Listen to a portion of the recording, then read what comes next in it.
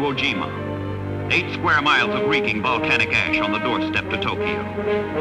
7 battleships, 4 heavy cruisers, 15 destroyers take up position, clamping a ring of floating artillery around the tiny island, picking their targets, finding the range.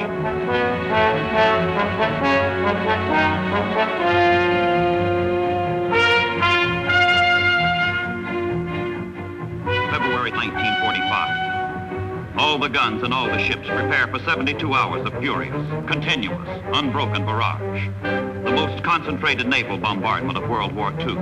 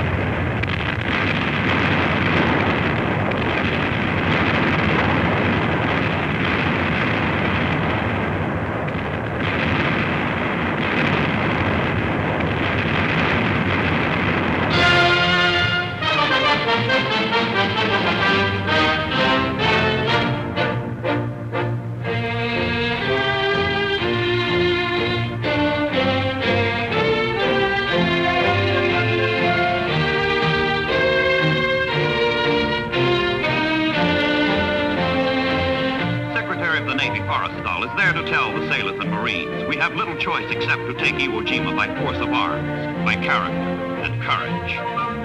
There is no room for surprise and maneuver, only headlong assault. Ashore, 23,000 Japanese soldiers are dug deep in the most formidable defenses the Marines have ever encountered. The island is a solid mass of underground fortifications, impregnable against bombardment. They can be destroyed only by force of arms, by character and courage.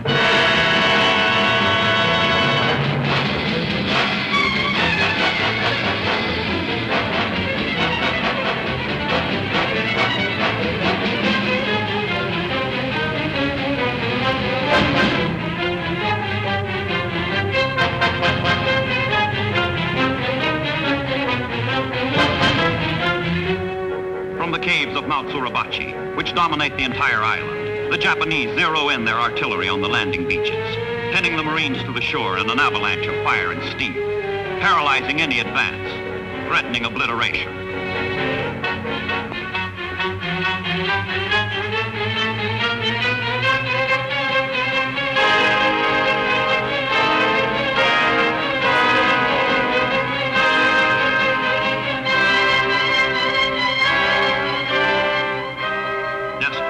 For help, for support, go out to the carriers offshore.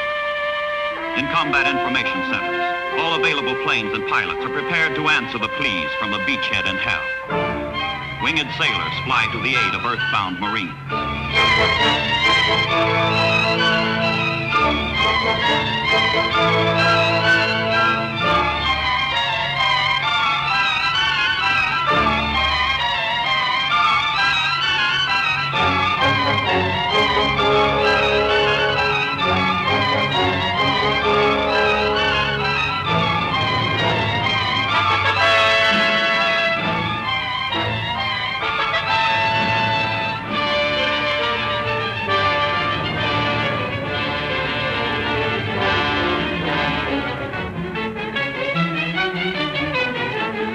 Character and courage. More reserves, more supplies, more Americans spill into the slaughterhouse that is Iwo Jima and claw their way toward their target, Suribachi. While the mountain remains Japanese, the island remains invincible. 5,000 American Marines will die before Iwo Jima falls. But in the bloody bookkeeping of war, the price will be balanced by the 25,000 American airmen whose lives the island will save. One man will die today. To save 5 will live tomorrow.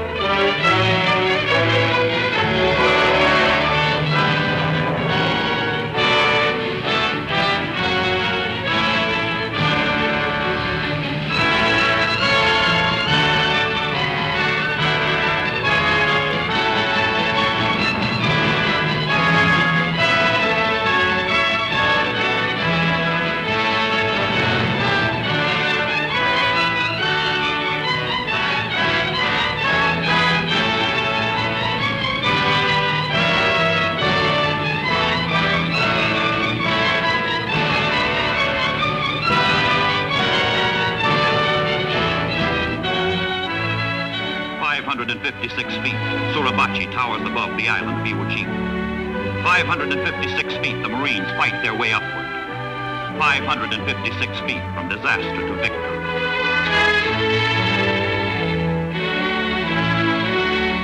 When freedom from her mountain height unfurled her standard to the air, she tore the azure robe of night and set the stars of glory there.